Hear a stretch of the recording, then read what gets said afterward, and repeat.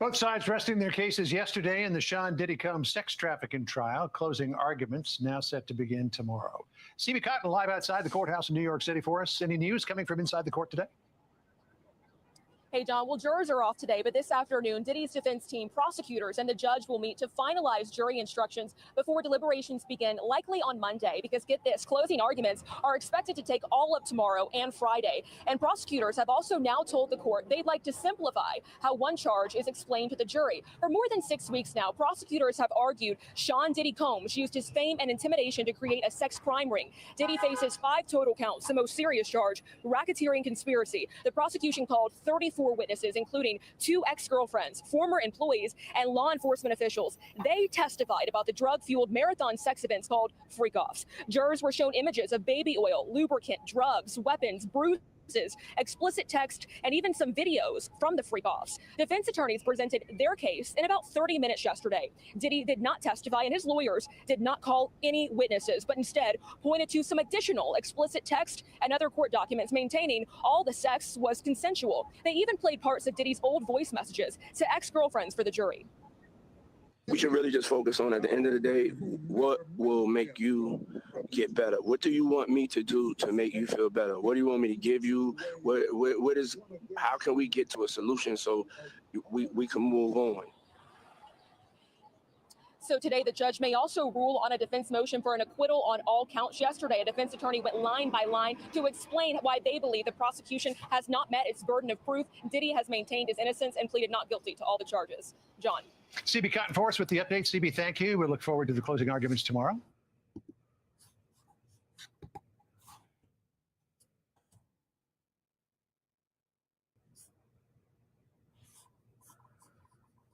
Good morning. Thank you, Mr. Secretary, and good morning, and all of you. Thank you.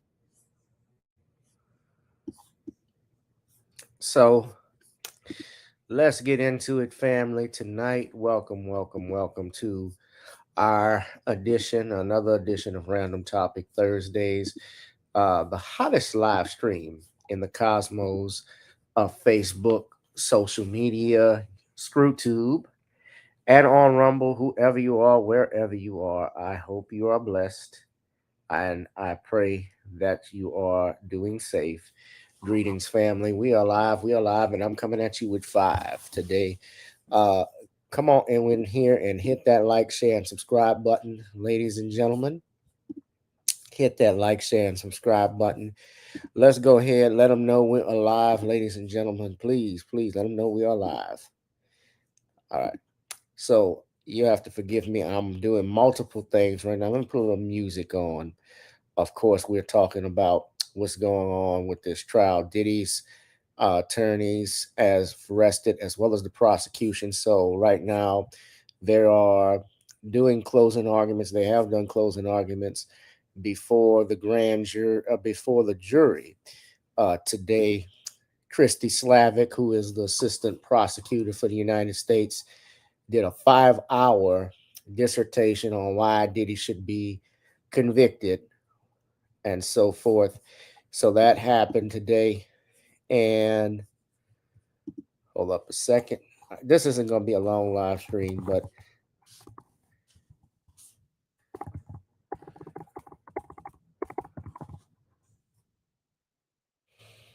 I had to come on to do this.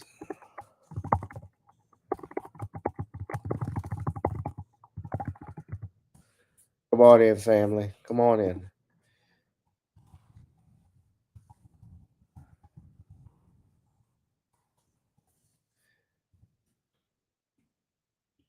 Shout out to my people on Rumble who are there. We're getting it in. Oh, yeah, we're getting it in. I'm that gorilla.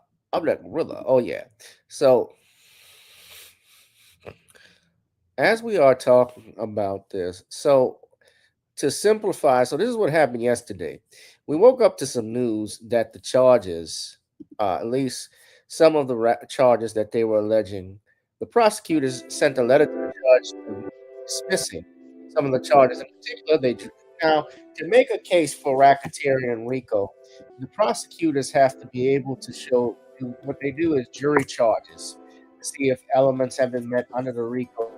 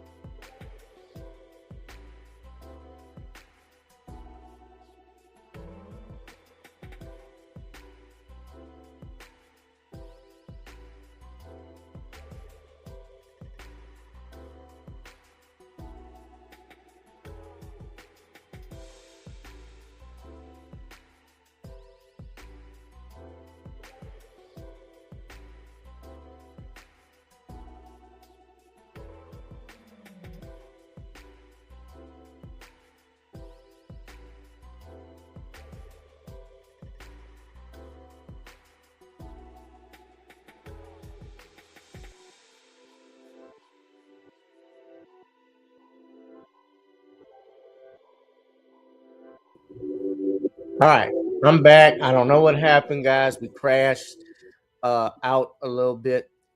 As you know, we were talking about what was going on with Diddy. Of course, closing arguments are going on, not right now, but earlier today. And Christy Slavick, as I stated, she's the assistant prosecutor. She basically spent 5 hours, and you can go look at the report, covering everything, in particular highlighting stuff we've already known. Of course, the incident with Cassie at the Intercontinental Hotel in Los Angeles in 2016, talking about the bribery aspect of it. They talked about the arson with Kid Cudi, although they removed on yesterday jury instructions, charges that needed to be out there to simplify things for the jury, basically to try and get a smoother path to conviction. But everything that they have done, and now I might seem biased towards Diddy or biased in favor of the defense. I'm a defense attorney, but I'm looking at this also realistically. And while I wasn't at the trial, while I wasn't there, several things you should note, especially when you watch these you watch shows like this, now this is my first time on this, but you watch things like this, you watch people like Nancy Grace, who's a sleaze, as far as I'm concerned, never set foot in court there, and others.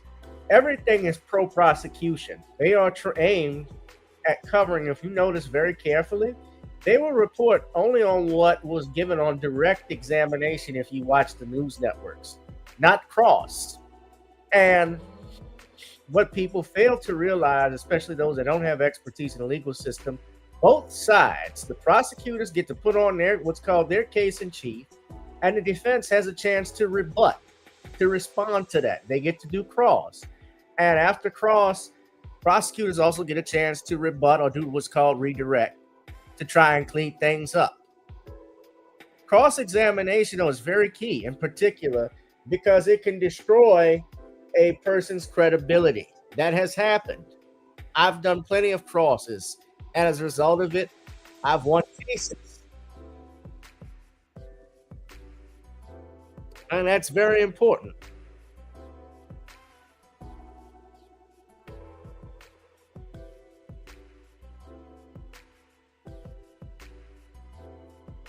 Now I want you to look at this. Hold on. So this is from CBS New York. I want you to listen to this video. I also got video from brother Sean Chief of the podcast with Soul Network. He's been out there. He has been, I think he's, of course, seems like he's more pro Diddy, but I think he's been fair and calling things how he sees it. At one point, he even said, before this, 6 weeks ago, before the trial started, he thought Diddy was a goner until he sat and listened to the defense attorneys like Brian Steele and Alexandra Shapiro tear into the witnesses. Delivered closing arguments today in the trial of Sean Diddy Combs. Combs is facing 5 counts, including sex trafficking and racketeering. Some of those charges carry the potential for life in prison. Alice Gainer's been covering the trial all the way through. She joins us live from outside the courthouse with today's message to the jury. Alice. The prosecution's closing argument took nearly 5 hours. When Sean Diddy Combs entered the courtroom, he placed his hand over his heart when he saw his family seated in the gallery, including his 3 daughters who have not been here since the beginning of the trial.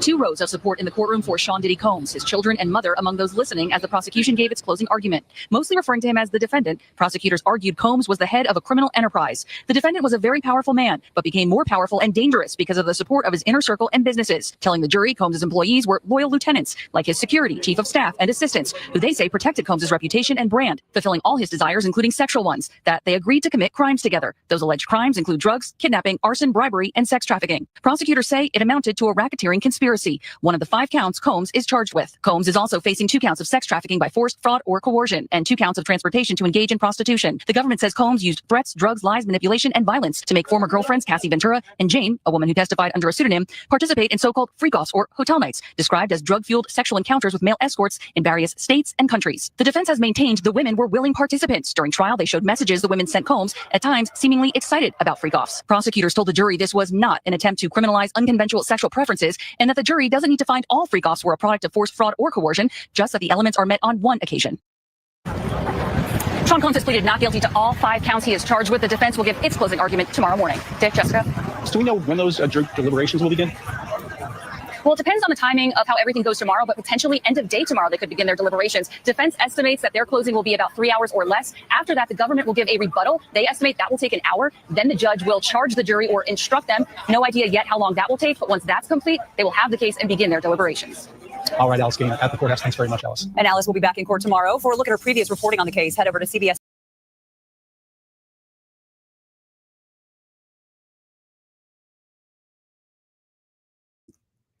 Now, I've talked with several attorney friends of mine. Shout out to brother Andrew Jones. He and I were speaking earlier. I don't know if y'all remember Andrew. He used to come on the show. I've had him and I've had Sean James on the show together, Harvey from your world, and we talked about the case against Sean Diddy Combs. But we spoke earlier today. Now, Andrew is out there in New York, and we talked about that. We also talked about the Harvey Weinstein case, and y'all know Harvey Weinstein's case ended in a mistrial. All of those cases, ladies and gentlemen, are pure garbage. It is Me Too garbage that has happened out there, and it folded for a reason. Remember, they actually had a mistrial on the remaining rape charge. I shouldn't probably say that word, but I didn't go to law school to say things like grape to avoid a YouTube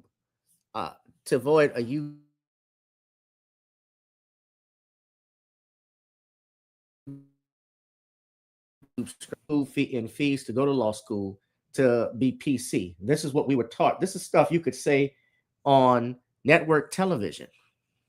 Back in the 70s, All in the Family had a show about Edith on her 50th birthday getting attacked. They didn't hide the words. Now you got to hide it. You got to say something, but let me not get off of that. Let me not get on that. Yeah, but even with the Weinstein case, they had to declare a mistrial on the more serious offense. And it's likely his attorneys, even on the charge he got convicted on, he will likely get that overturned on appeal. That is a possibility. He might appeal that. But tying it with Diddy, if Mark Agnifilio, who I believe is going to do the closing, if the defense brings it, Puffy got it. This is what our brother Sean G had to say. Sean G has been going off on this. Now, no, defense attorneys do not have to. A lot of people have been saying why Diddy didn't take the stand. Very simple. He's not required to do so.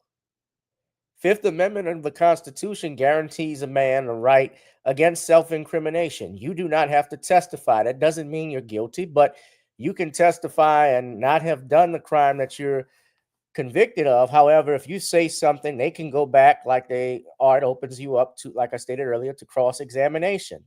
And they can go into what happened with that video and ask you questions, and you cannot refuse to answer. You can't plead the fifth anymore. That's why attorneys are very cautious about their defendants, their clients turning into witnesses. Now, in self-defense cases, you're required to do those. They had somebody, I can't remember who, but they said they wish Diddy could come on and explain why he did what he did with the Cassie video. He's not required to. And they try to use that video as proof of the X trafficking, that he was pulling her back in to do a freak off. I heard otherwise. But remember, they actually had to they removed the arson charge instruction, the attempted sex trafficking, I think, on Cassie, and the other, the bribery charge still stands because they tried to say he bribed the officers for the video. Although here's the most important thing. Well, you know what? I'm going to get back to that. All of these things, remember the incident with Cassie, the incident with Kid Cudi, going back to 2012, 2016, everybody's forgetting one thing. And I'm hoping the defense attorneys brings this up. Why are we talking about two things, really? Something that, one, should have been brought by the state. It was never brought. These were charges of domestic abuse, battery. And more than likely, let's just say with Kid Cudi said that Diddy was in his house. That's criminal trespass or breaking and entering. You could argue. If you enter in somebody's house without their permission, yeah, that would be a burglary. If their intent is to commit a felony or something, that would be a burglary. No charges were ever filed against Diddy is the important thing. The arson and blowing up the car, Kid Cudi never said he knew for a fact that Diddy did it. Also, the DNA evidence was not present. The only thing present was female DNA. And finally, the most important thing that his defense attorneys should raise, likely would raise, all of this is outside the statute of limitations. When the prosecution, the feds brought this up, they put a bogus Rico charge. See, this is my problem. This is not me defending Diddy because I think Diddy's a piece of shit. But we're talking about something more important that we should focus on, which is government overreach. This was an overreach, ladies and gentlemen, of something that didn't have to be. That's the point of this. Why is the government getting involved with Rico that was used to go after the mafia in the 1970s. The Chicago outfit, the movie Casino, that was Rico. Rudolph Giuliani, when he was a United States attorney in the 80s, he used that to go after the Gambino crime family, the Gotti crime, which later became under the head of John Gotti. That's what Rico was about. The Mann Act, which is a racist law that was used to go after Jack Johnson, to get him and strip him of his world title because they couldn't beat him in the ring. That's what the Mann Act was used and done for. And we're regulating private lives. People's private lives are being regulated by the government.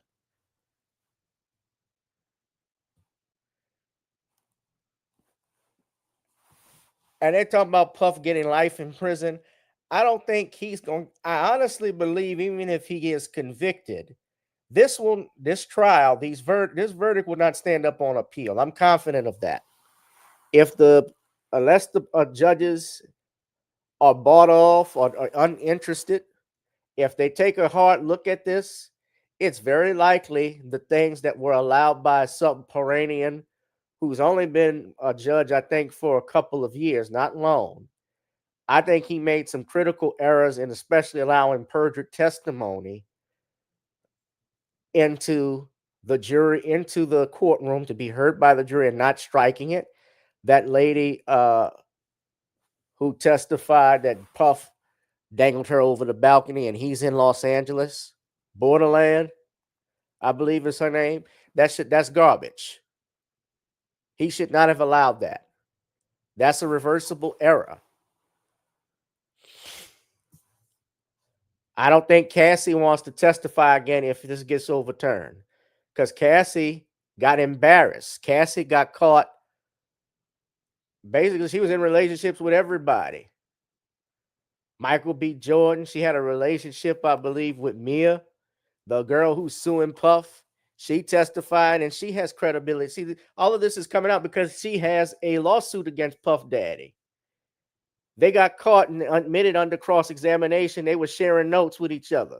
They meet with the prosecutors. They say nothing happened here. But then when they get on the witness stand, they change their stories.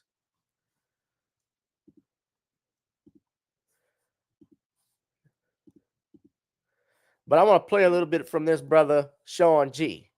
He's been coming tomorrow. I'll see you tomorrow.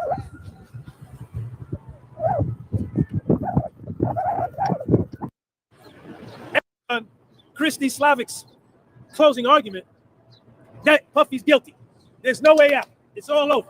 It was proven today that Puffy is guilty. Detroit. That's what you're going to hear. You're going to hear that he has no chance. You're going to hear that the prosecution made its case. You're going to hear that the prosecution was very methodical. They laid out their case. They tied it all together. They proved the Rico. That's what you're going to hear tonight. You are going to hear that. You're going to hear that. You're hearing it now. But what you have to understand, is that everything that Christy Slavick laid out today, all day, she took the whole day. Everything that she spoke on to his channel is old news that got destroyed in cross-examination over the last 6 weeks. Everything that Christy Slavick said today in her closing argument got annihilated and proven untrustworthy under cross-examination. It wilted under pressure. Everything that Christy Slavick laid out today in her closing argument melted. It melted under the pressure of a cross-examination by Tenny Garagos, Mark Agnifilo, Brian Steele, Nicole Westmoreland, Anna Esteveo, Jonathan Bach. Everything that she said has already been devastated over the last 6 weeks. Everything.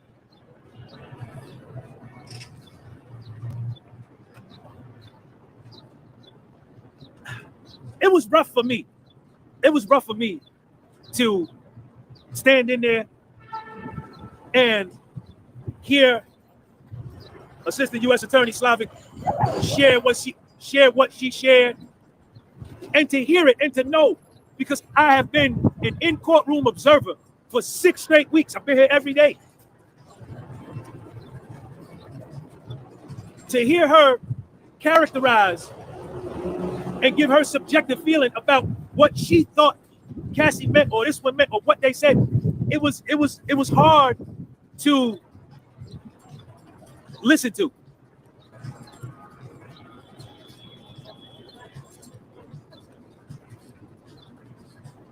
And all I gotta say is that her performance was underwhelming at best. She read a document that it seemed like she was reading a document that somebody else wrote and gave it to her and said, "Read this." What's up, Joe? I'm good. How you doing? All right. It seemed like she was reading a document that somebody wrote and said, "Read this," and no feeling, no passion, no. It wasn't like she was married to the information, like she knew the information, like she studied, like it was. She believed it. Like she believed it, like it was hers. She didn't present it like it was hers. Like, yo, this is coming from me. I've studied this case. I didn't get that impression. Did you? Yeah. I think that's what her objective. I'll give you on the other side of the coin. Her objective, I think, was to make the jury understand, put the pieces together. You're right. It was definitely not passion. There was no passion. It was very. It was not like you gotta go get this guy. There was none of that. It was more a matter of like, this is where we proved that he traffics Cassie. You know, so it was definitely flat. It was in that sense. But my take was that it was informative. I mean, there are things there like I was like, oh, okay, I didn't really get that until you just walked us through it. But I guess that makes sense. You know, that like when D-Rock is reaching out to media, that's part of her attempt by Diddy to tamper with her to make sure that she's not going to testify against him. Like, I do think that there was some things that were helpful from my perspective. I thought there were things that were helpful. But we went through all of that. All of that we went through in the last 6 weeks. So my point, I got you, Joe. I'm just saying, look, but you're definitely right. You're definitely right that there was no passion. I thought it was informative. It was more like a lecture than like a rousing speech. I think that's important. Were you expecting like more from the closing argument than was in terms of like what I'm expecting is really not the point. The reason I think it's not I got the you. I'm not You're right. You're right. I feel like she's trying to reach. I think she's trying to reach people who don't understand the law. You know what I'm saying? So you feel me on that? Like I'm just like it's like if you don't understand how has this become trafficking. I learned something I didn't know before, that even if they don't end up having sex, that it's still considered sex trafficking. But this incident being Intercontinental, when he tried dragging her back down, and he's trying to drag her back to the room in the middle of Rico. That alone would count as trafficking, even though she doesn't end up. That's his force. He's trying to force her into it, and that right there, they're saying is trafficking. To me, that was a novel thing of law. I thought, okay, if she then afterwards engaged in it, then maybe before she engaged. If you're telling me that's the law, I think Diddy's got problems. But I'm actually in the middle of trying to. So I actually have thoughts. We have to see I'll tell you this much. This is what I can assure you. Defense counsel are freaking rock stars. Tomorrow they're going to go out there. By the time they're done, this jury is going to sit there being like, whoa. Okay, Mark Agnifilo. If Mark Agnifilo bring it, Puffy got it. All right, Joe. The case is all over the place. Now, this guy, he's a lawyer. I've seen him on. He has his channel, so he's come in. So he tried to explain a little bit for the prosecution. But here's the bottom line. All of these witnesses had credibility issues. Now, I didn't listen. Obviously, it's a 5-hour closing argument. I don't think a lot of people like to sit in and listen to that unless you out there like this brother. He lives in New York. But basically, when they drop those charges, those jury instructions, that tells me in and of itself they know that this case is weak. They know that this case is weak. They can't prove arson. They can't prove an attempted sex trafficking. Remember, the witnesses, Cassie admitted, and it's going to come out, the defense attorneys, I'm sure he's going to do his job. The text messages that Cassie had, I love freak-offs and all of this stuff, that's going to hurt. That hurts them. There's a lawsuit pending still with, I believe, Mia, who testified. That's going to hurt them. You're right, Phantom. This case was all over the place. It was garbage from the beginning. Y'all see tomorrow. 10 o'clock tomorrow, right? If Mark Agnifilo bring it, Puffy got it.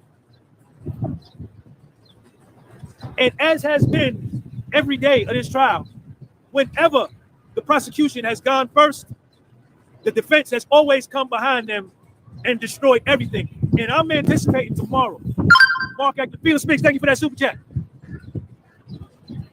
that Mark Agnifilo, he got to bring it. He got to bring it. And I think he is. This is bigger than the Super Bowl. This is big.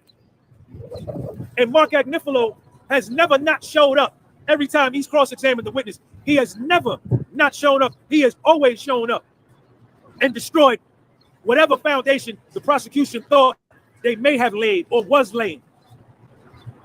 This girl today, to me, I was underwhelmed. I was underwhelmed at best. If Mark Agnifilo bring it tomorrow, Buffy got it. Now, the prosecution is going to get to go again. They're going to get to do a redirect, a re-close or whatever after Agnifilo. And most likely Maureen Comey is going to do that. But tomorrow is a big, big day. Tomorrow is a big, big day.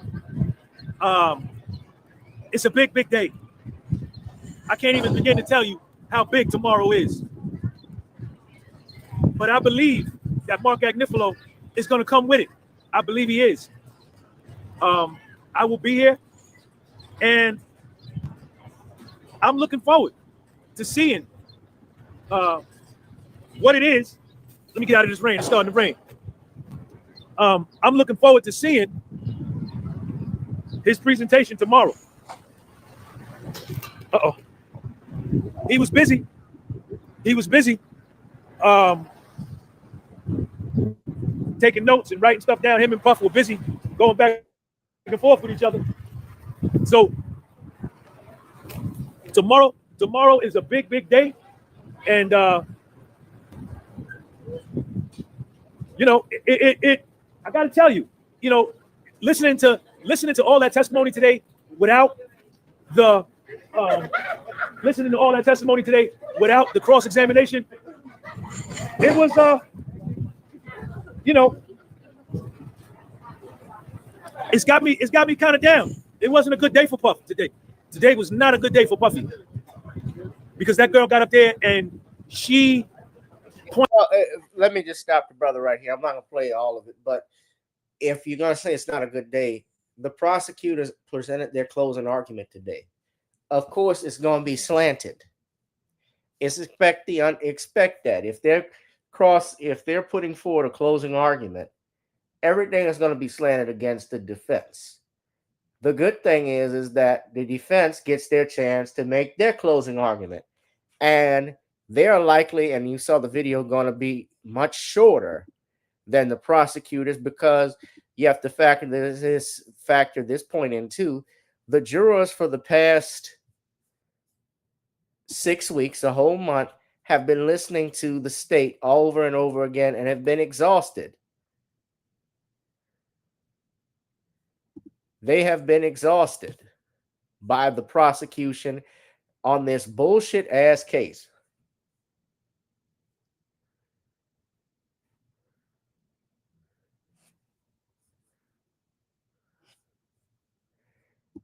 They have been exhausted hearing this stuff.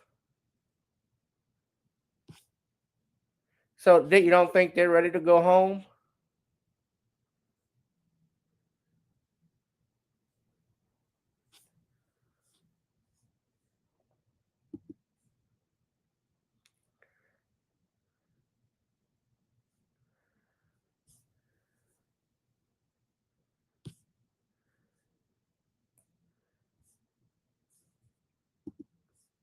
pointed out every bad thing that he did.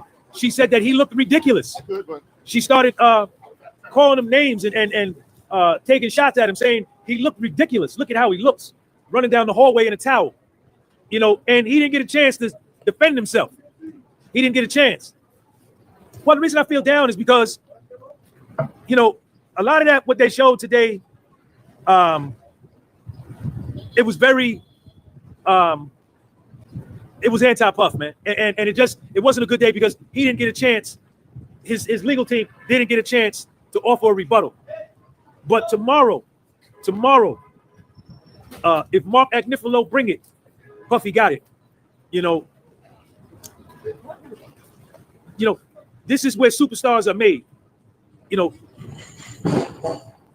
this is where superstars are made. You know, at moments when the pressure's on, when the lights are the brightest. You know, Tomorrow's another day. Tomorrow is the day, right? It's got to go down tomorrow. And that's, that's where I'm at with it. That's where I'm at with it. But I was expecting a lot more from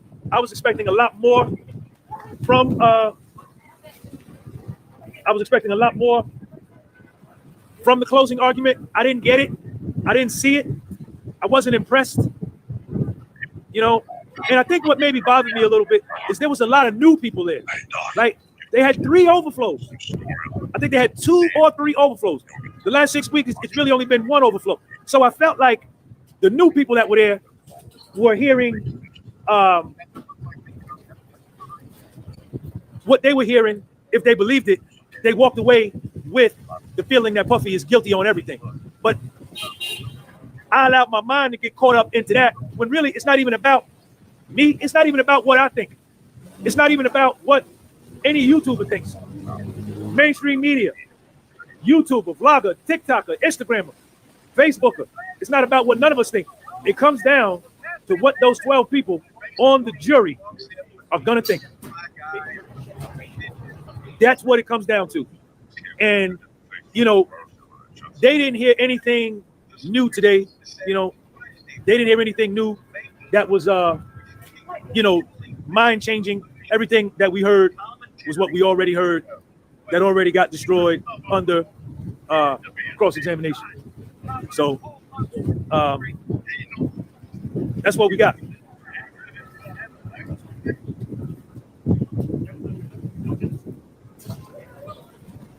To see Puff sitting there, I saw him twiddling his fingers.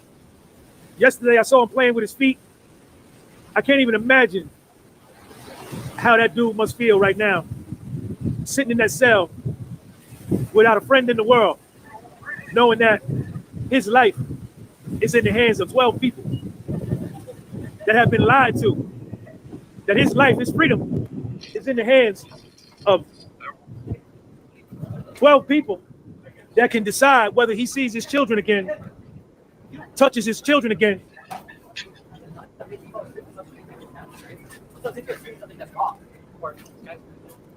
Yeah, go ahead. Being told things that we know and that he knows is perjury. I'm just gonna say this. What's up, Derek Bailey? Haven't seen you in a while. Hope you're doing good, brother. I'm hoping that the jurors have common sense to see through this. A lot of people are reacting on emotion. It's been a long 6 weeks. The defense attorneys have their stars. I mean, particular Alexandria Shapiro, Teeny Garagos, although I've heard she's been not best, but Brian Steele. If they get Brian Steele or Alexandria Shapiro, let's say Alexandria Shapiro does the closing, that's going to have even a greater impact because that's a female speaking on behalf of Puff.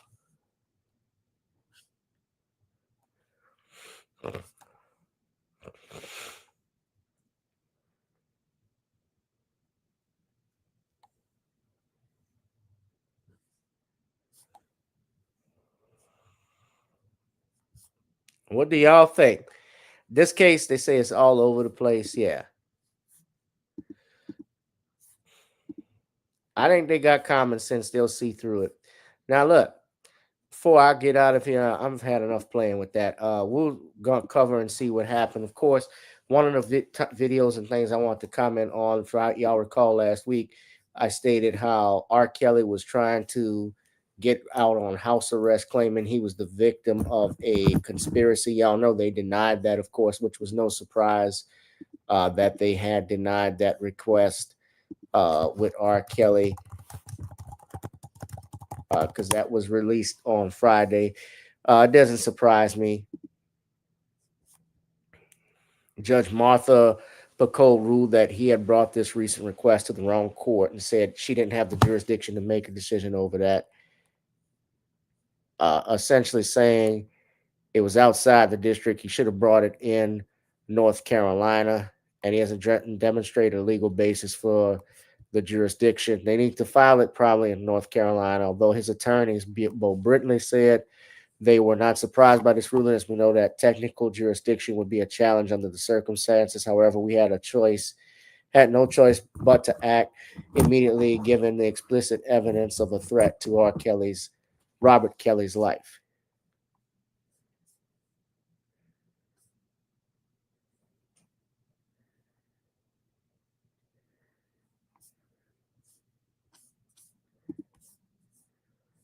This is according to R. Kelly's done. The Hollywood Reporter.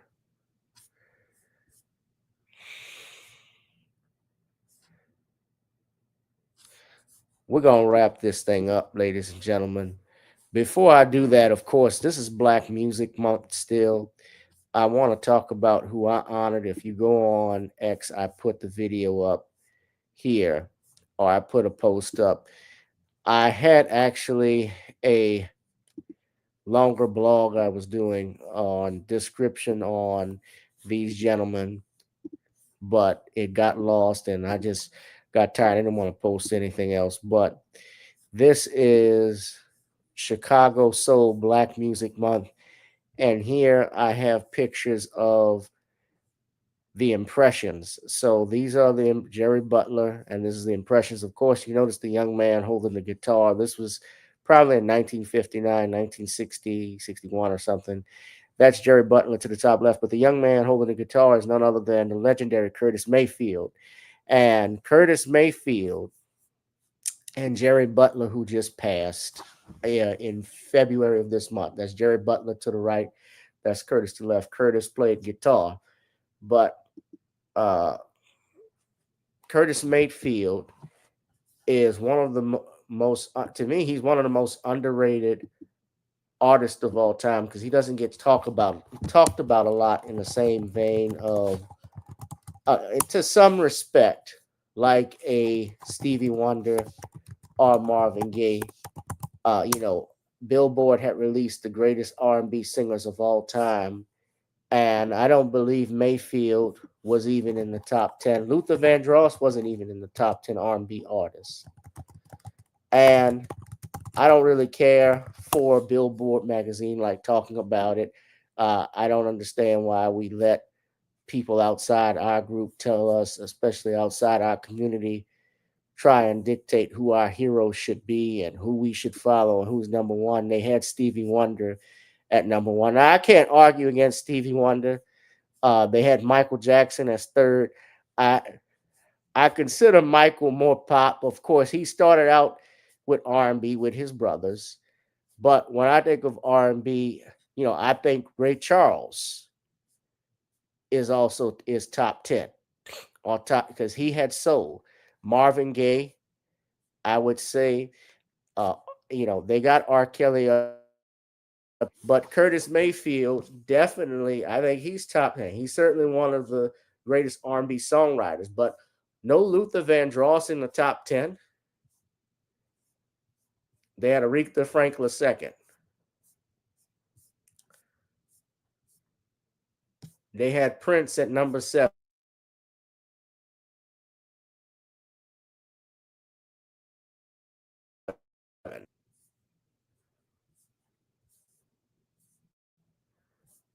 Yeah, I didn't like this list. Marvin Gaye was not even top 10 on Billboard chart, but I put he was number 10. Excuse me, I apologize. So I was wrong for that. But Luther Vandross, Curtis Mayfield was 14.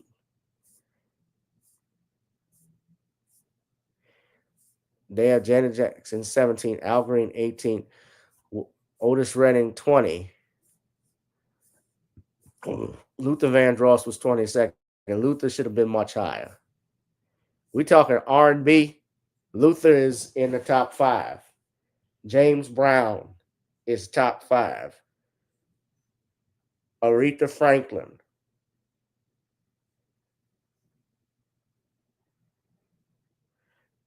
We talking top 10. Al Green, Isaac Hayes. I put Marvin Gaye. We talking R&B. I can say Prince, Michael. I'm having strict R&B. Stevie Wonder, I could see 10 too. Okay. I could see that. But Curtis Mayfield, getting back to Curtis, this man wrote in his career probably over, I'm not exaggerating, I haven't seen the number, but he wrote probably over 1,000 songs in his career. Now, it's no surprise Smokey Robinson has put in that amount of number as well. I think Smokey's written over 4,000. He's written or co-wrote. But interesting enough about Curtis, he took over when Jerry Butler left for a solo career. And Jerry Butler, of course, was excellent songwriter as well. He wrote or co-wrote with others.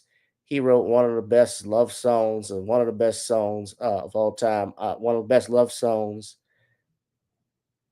that I know of, For Your Precious Love, that he co-wrote, I believe, with Curtis. In fact, Curtis Mayfield is estimated to have written over 1,900 songs, according to Google. Look right here. This is what I have here. I just wrote how many songs did he write. According to Google, he wrote over 1,900 songs. The impressive number reflects his prolific career as a songwriter, beginning at the age of 14 with the Impressions. He was a childhood friend of none of Jerry Butler, and they wrote several songs together. Did you know that before he passed on December 26, 1999, Curtis Mayfield was informed that he was being inducted into the Songwriters Hall of Fame the day before? So he was inducted, well, that was Christmas Day, but he was informed a few days prior that he was being inducted into the Songwriting Hall of Fame, and he died subsequently after that. So I'm grateful at least they were able to get him in before he passed. And they did tributes to him. Different artists did a tribute album to him, from Rod Stewart to B.B. King, Elton John, Gladys Knight, Aretha Franklin. You know, one of the great things about Curtis, he co-wrote, or rather wrote and produced for other artists. He was actually he actually did write Let's Do It Again, which was the soundtrack of that movie featuring Bill Cosby and Sidney Poitier. As you know, that was probably their best movie, when they had Jimmy Walker and John Amos with the boxing match. And Let's Do It Again, which was a Staples hit that he wrote and produced. He also wrote for Aretha Franklin Something He Can Feel, that was used in Sparkle.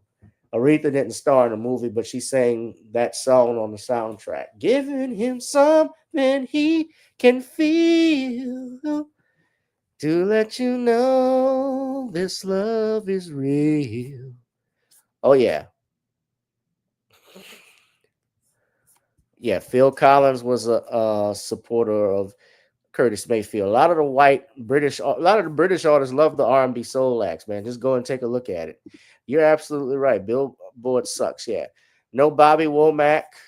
I didn't check it out throughout the description. I'd have to look at it. Now, R. Kelly is on the list. You can't keep R. Kelly, in spite of what he's being accused of. I can't kick R. Kelly off that list. I can't kick R. Kelly off of that list. R. Kelly, as much as you can love him or hate him, I can't deny that the man didn't exist. I can't treat it like that. This is about whether or not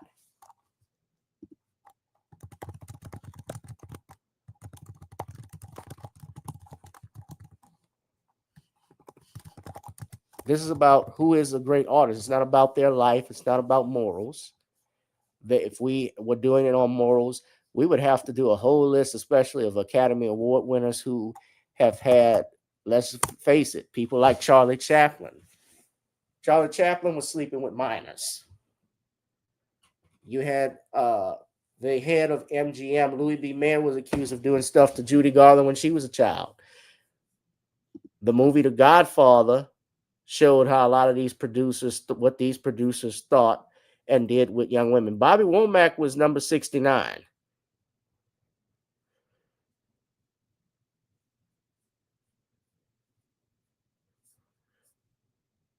They got her.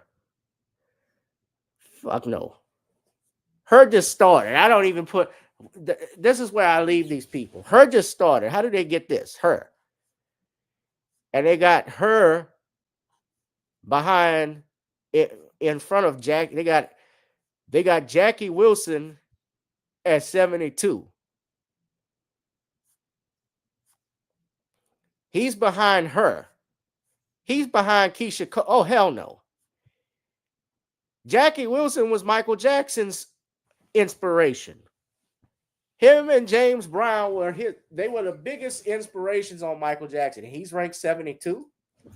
Mr. Excitement, the man who inspired Elvis Presley. My heart is crying, crying, lonely teardrops. They got Summer Walker on here. So they got new people. Her, Summer Walker, people I haven't heard before.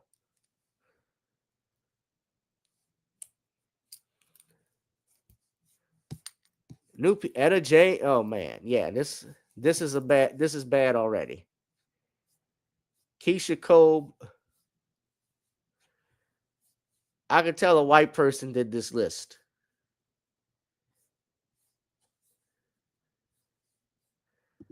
Who's responsible for this list?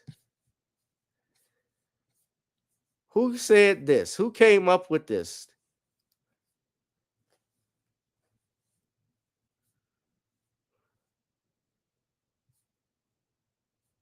They say staff picks.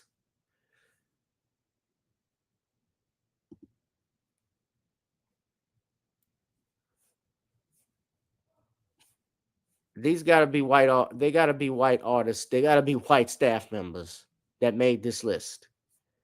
No way Jackie Wilson should be 72nd. Michael Saponara. Yeah, I could tell. Luther Vandross is not even top 10.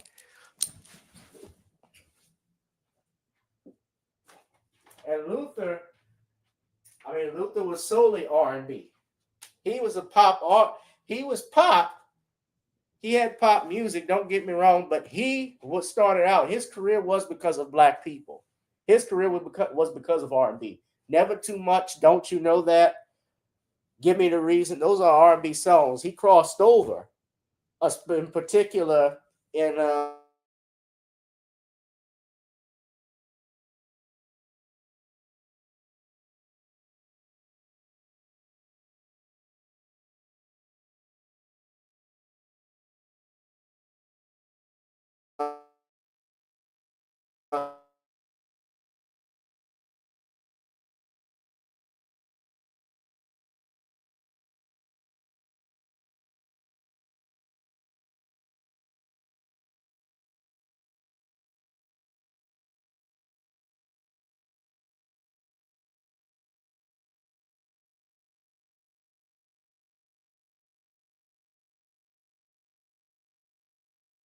board sucks. Exactly. And Luther Vandross was solely an R&B artist. He became pop later on, but he got started because of songs like Never Too Much and Don't You Know That. Those were R&B songs. Just listen to the drums. Listen to the basses. The great bassist, Marcus Miller, who co-wrote some of those singles with Luther, like Give Me the Reason and When My Baby Comes Home and Having a Party. Bad Boy Swinging, yeah. Great artist. Jackie Wilson is 72nd on this list. I can tell it's bogus. I salute Stevie Wonder. Yeah, Stevie Wonder is top 5 any day. I get that, but yeah, this sucked. Anyway, y'all, I'm going to wrap this thing up. But we were just talking for those that are just tuning in, and I know they don't show it on my timeline, but people on X are starting to watch and tune in. We were just talking about the closing arguments with Diddy. That's what I was ending on. The defense is going to get their chance to wrap things up tomorrow. And I don't think they're going to take up too much time because they don't want to bore the jury. And that's one thing you got to look out for when you're doing closing arguments. You don't want to tire a jury out that's already been tired out. And from what I heard, the speech the woman gave today, Ms. Slavick, wasn't a passionate speech. She just rehashed and went over. everything everybody knew or had discussed. So we're going to see what happens. I'm thinking Diddy is going to walk. I think it's going to, that video, of course, is tough, but the defense attorney, we're going to see what Mark Agnifilo is going to do. He's got to bring it home. He's got to tie in those text messages. I love our freak offs. Cassie got on the witness stand, according to my reports, and she even said she still loved the man. This was about money, ladies and gentlemen.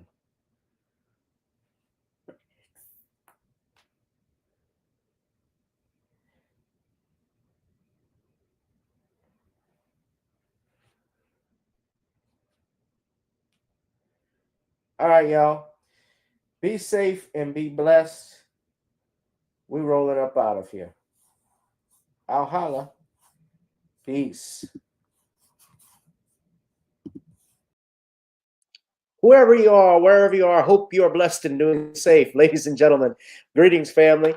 Of course, I'm tuning in. You see me without the glasses off today. But if you're looking for some opportunities, particular advertisement opportunities, then look no further at the link at the bottom to my email address. You can hit me up for advertisement opportunities. We are supporting and promoting your businesses here on this channel.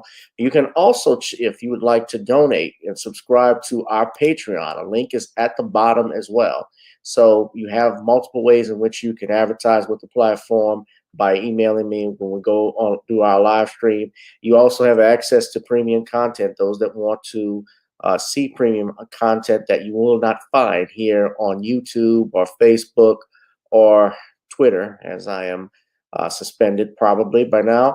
You guys can check out the Patreon at link at the bottom. But advertisement opportunities, definitely email me, gavin.grich1@gmail.com for rates. And for the Patreon, it is the same as the YouTube channel. It is channel gboot2786. All right, I'll holla. Peace.